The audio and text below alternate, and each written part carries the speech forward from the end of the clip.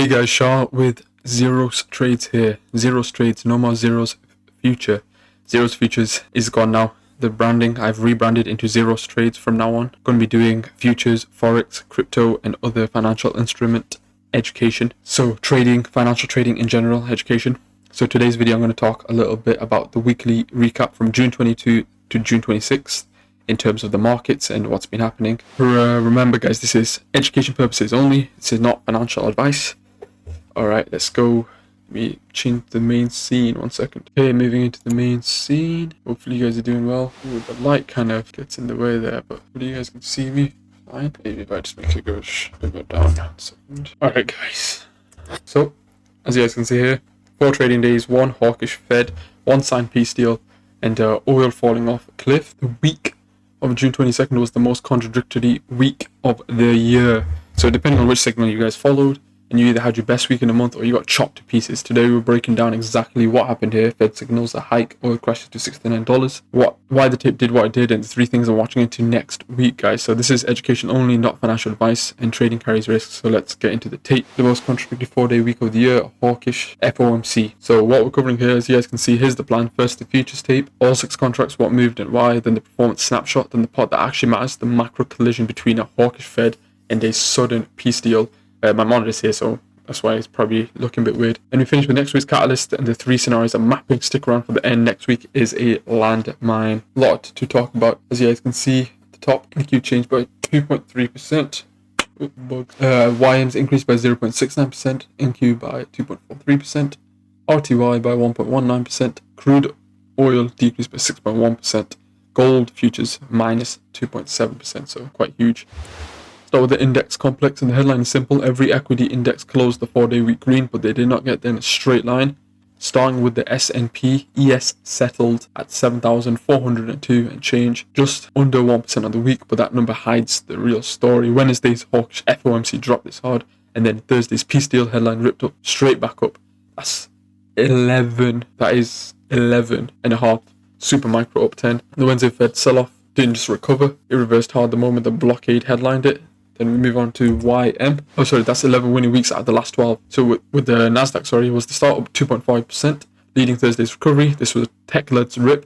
SanDisk up over 11, Intel up 11.5. And then with YM, the Dow Jones up 0.69%, was a defensive anchor. While everything sold off on Wednesday Fed, the Dow held up best on industrials and financial strength, and it even tagged the intraday all-time high on Tuesday at 52,190. Then we move into the E-mini Russell. Nothing too crazy. Small caps cleared, closed above 3,000. Falling oil and the peace deal eased cost pressure on the rate-sensitive small caps. So the late Thursday bounce. 3,000 now becomes the level to watch as support. Remember, 3,000 is the level of support. Now we move on to crude oil. Crude oil, now the 2 that went the other way. Crude was the big mover, crashing to 69.23. Large decline and breaking clean through multiple support levels. The trigger, the Hormuz reopening, and the blockade lift. In plain terms, crude has now given back the entire war premium it built earlier in the conflict.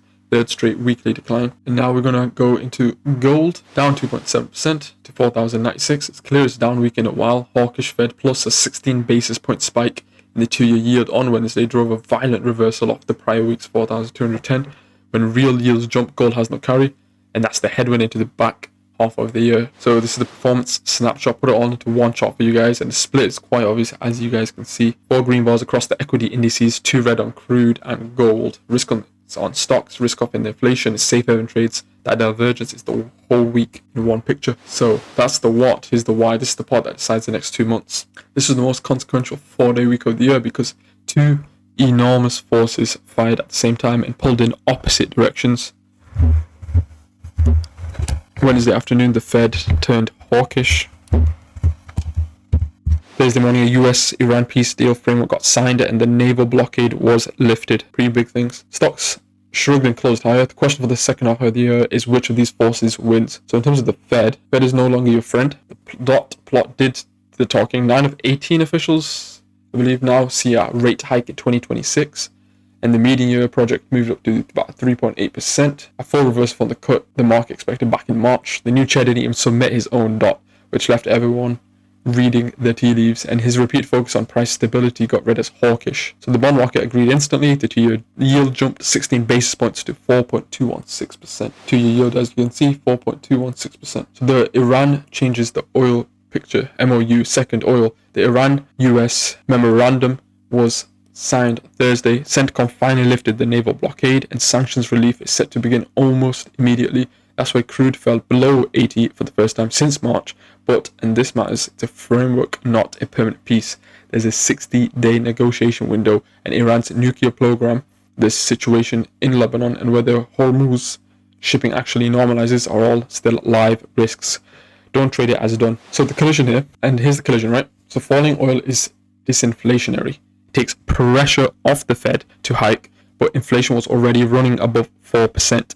And 9 officials still want to hike, so the setup is generally two-sided. If oil grinds towards 70 and inflation cools, the Fed gets cover to hold, and if stall and oil bounces, they get cover to move into September. The market's pricing one hike by year end, but that probability is moving on every single headline. So let me just adjust my mic for you guys 1 second.